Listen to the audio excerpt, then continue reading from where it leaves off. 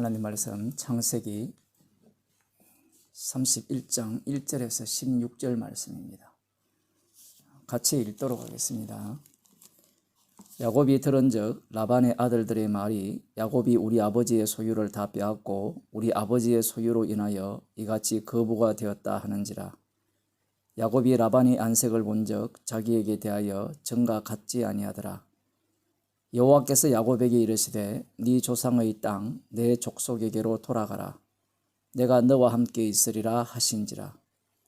야곱이 보내어 라헬과 레아를 자기 양떼에 있는 들로 불러다가 그들에게 이르되 내가 그대들의 아버지의 안색을 본즉 내게 대하여 정과 같지 아니하도다. 그러할지라도 내 아버지의 하나님은 나와 함께 계시느니라. 그대들도 알거니와 내가 힘을 다하여 그대들의 아버지를 섬겼거늘 그대들의 아버지가 나를 속여 품삯을 10번이나 변역하였느니라. 그러나 하나님이 그를 금하사 나를 해치 못하게 하셨으며 그가 이르기를 점 있는 것이 내 삭시 되리라 하면 온 양떼에 낳은 것이 점 있는 것이요 또 얼룩무늬 있는 것이 내 삭시 되리라 하면 온 양떼에 낳은 것이 얼룩무늬 있는 것이니 하나님이 이같이 그대들의 아버지의 짐승을 빼앗아 내게 주셨느니라. 그 양떼가 새끼 뵐 때에 내가 꿈에 눈을 들어보니 양떼를 탄 수양은 다 얼룩무늬 있는 것, 점 있는 것, 아롱진 것이었더라. 꿈에 하나님의 사자가 내게 말씀하시기를 야곱아 하기로 내가 대답하기를 여기 있나이다 하매 가라사대 내 눈을 들어 보라. 양떼를 탄 수양은 다 얼룩무늬 있는 것, 점 있는 것, 아롱진 것이니라. 라반이 네게 행한 모든 것을 내가 보았노라. 나는 베델 하나님이라. 네가 거기서 기둥에 기름을 붓고 거기서 내게 서원하였으니 지금 일어나 이곳을 떠나서 내 출생지로 돌아가라 하셨느니라. 라헬과 레아가 그에게 대답하여 가로되 우리가 우리 아버지 집에서 무슨 분깃이나 유업이나 있으리요. 아버지가 우리를 팔고 우리의 돈을 다 먹었으니 아버지가 우리를 외인으로 여기는 것이 아닌가. 하나님이 우리 아버지에게서 취하신 재물은 우리와 우리 자식의 것이니 이제 하나님이 당신에게 이르신 일을 다 준행하라. 아멘. 야곱이 거부가 되었죠. 많은 재물을 재산을 소유하게 되었습니다. 이 사실을 이 라반의 아들들이 알았죠. 이상한 것은 그전에도 알았을 것인데 왜 이제 알았느냐? 사람이란 그래요. 평소에는 보이지 않다가 갑자기 보이게 된 그런 상황입니다. 주께서 또 그렇게 하셨다라고 볼 수 있고요. 그러자 이제 이 라반의 그 안색이 바뀌었습니다. 야곱을 통해서 자신의 양떼를 치게 하였고 그런 상황에서 야곱이 자신의 품삯을 그 아롱진 것이나 검은 점이 있는 것들을 요구할 때 기꺼이 이렇게 승낙을 했습니다. 약조를 했죠. 그런 상황에서 야곱이 처음에는 야곱이 도드라지게 보이지 않았던 겁니다. 왜냐하면 우리가 이 본문에서 짐작할 수 있는 것은 이 라반의 양떼도 적지 않게 이렇게 많이 늘어났다는 것을 짐작할 수 있는 겁니다.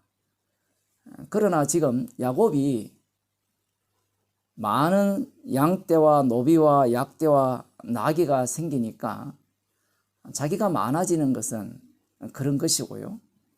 야곱은 자기가 부리는 노동자이기 때문에 그렇게 되는 꼴이 보기 싫은 겁니다.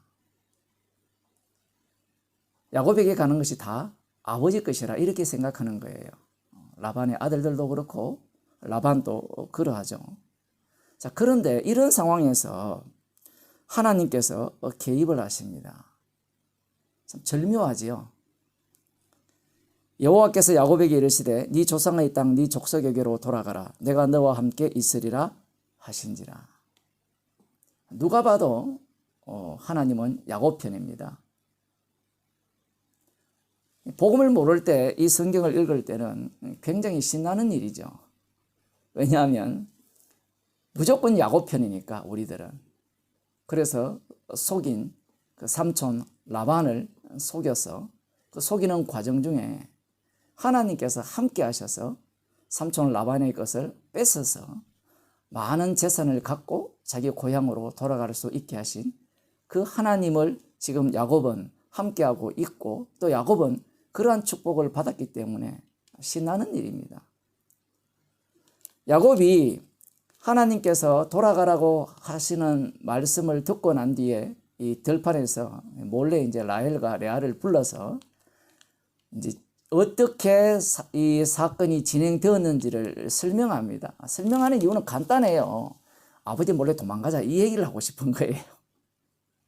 그 얘기를 하기 위해서 지금 구구절절 얘기를 하는데, 그 얘기하는 그 내용을 들여다보면 내 아버지의 하나님, 달리 말하면 이삭의 하나님이 나와 함께 하셨기 때문에 당신의 아버지는 신이 있어도 신이 아니잖아요. 당신의 아버지가 나를 이렇게 속였어. 여기에 보면 10번이나 품삯을 속여서 나를 부려먹었지만 이 나의 아버지 하나님이 나와 함께 하셔서 얼룩무늬 있는 것을 너의 소유로 하게 한다라고 하면 얼룩무늬 있는 것이 생기고, 뭐 검은 점 있는 것이 너의 소유로 한다면 또 검은 점 있는 것이 나아지고, 그렇게 하나님께서 나를 도왔다라는 겁니다. 그 얘기를 쭉 펼치면서 이것은 하나님께서 꿈에 나에게 알려주시고, 그리고 그 하나님께서 말씀하신 대로 나에게 이루어 주신 그러한 결과물이다, 이렇게 이야기를 하면서 마지막으로 나는 베델 하나님이라 네가 거기서 기둥에 기름을 붓고 거기서 내게 서원하였으니 지금 일어나 이곳을 떠나서 내 출생지로 돌아가라 하셨느니라. 사실 이 말도 하나님의 말씀이 우선이 아니라 이 라헬과 레아를 설득하기 위한 말이에요. 어쨌든 우리가 30장에 하나님께서 나타나셔서 하신 말씀과 지금 여기에서 지금 야곱이 하는 이 내용을 이렇게 비교를 해보면 뭔가 안 맞아요. 그래서 어떤 사람들은 야곱이 하나님이 말씀하신 것을 추가적으로 이야기했다, 뭐 그렇게도 이야기하고, 그렇지 않다, 하나님께서 이전에 말씀하신 것들은 간략하게 말씀하셨고 그걸 이제 저자가 그렇게 기록했다는 거죠. 이제는 좀 더 구체적으로 이야기했다, 뭐 그렇게 하든 저렇게 하든 핵심은 그겁니다. 자기 아버지 이삭의 하나님이 함께 하셔서 내가 이 나를 10번이나 속인 라반을 이겼다라는 거죠. 그의 재산을 뺏어서 이제 원래 당신들의 소유로 내가 만들어 줬으니까 나와 함께 고향으로 돌아가자, 이렇게 지금 설득하는 과정입니다. 야곱은 지금 이 말 속에서 어떤 그 마음의 태도를 갖고 있느냐라고 할 때는 아버지 이삭의 하나님은 나와 함께 하셨으니까 나의 편이라 생각하는 거예요. 그래서 지금 자신에게 많은 재물을 갖고 오게 하셨다라는 겁니다. 비록 말도 안 되는 그 품삯으로 자기가 그걸 요구했지만 하나님께서 꿈에 그것들을 미리 알려주시고 그렇게 해주셨다라는 이야기를 하고 싶어 하는 거예요. 그래서 지금은 하나님의 약속이 자기에게 이루어져서 처자도 많아지고 그리고 또 재물도 많아졌으니까 이제 나의 본토 고향 그 땅으로 돌아가야 된다. 그 베델로 돌아가야 된다. 돌아가라고 하나님 말씀하셨으니까 이제 그 약속대로 이루어져서 돌아가자라는 이야기를 하는 겁니다. 그러자 이 라헬과 레아가 동의를 하죠.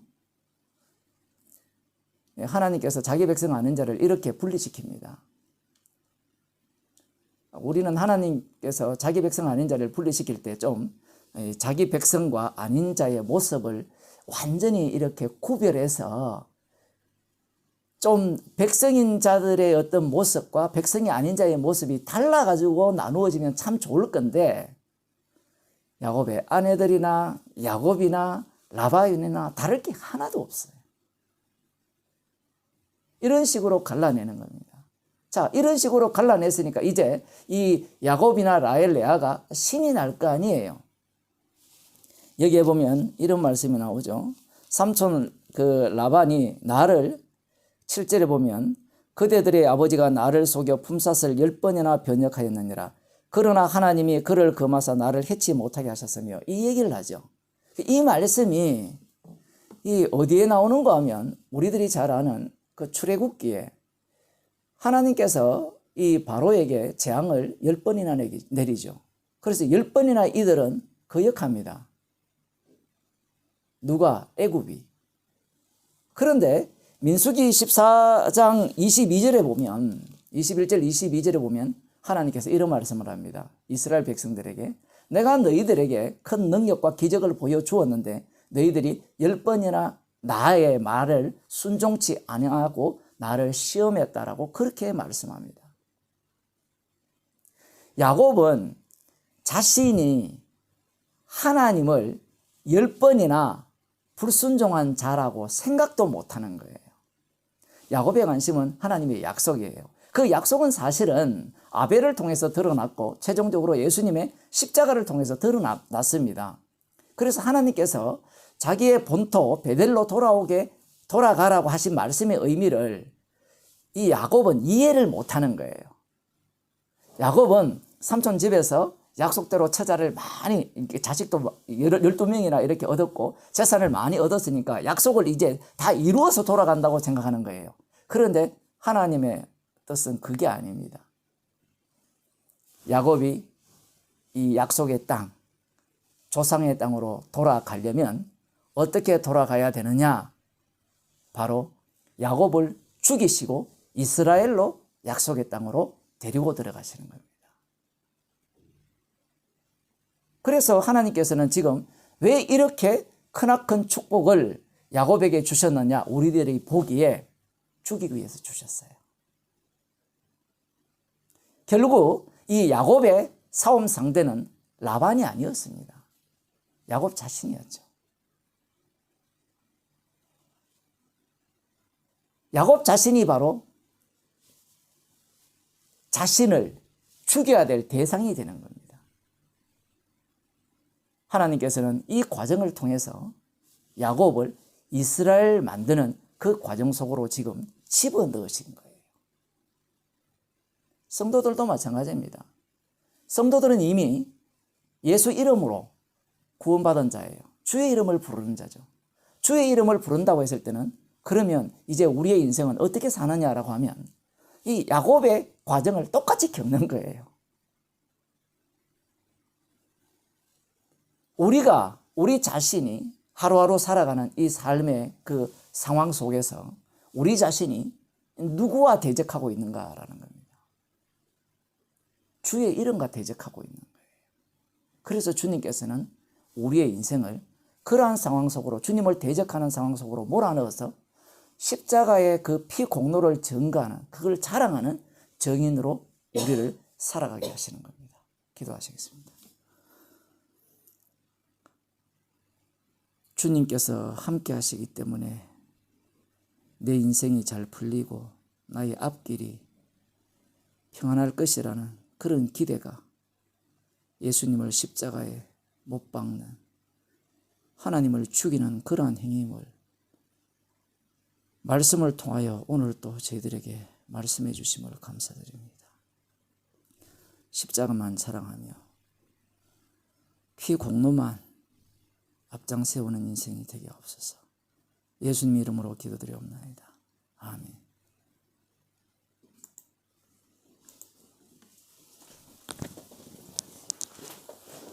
이 화면이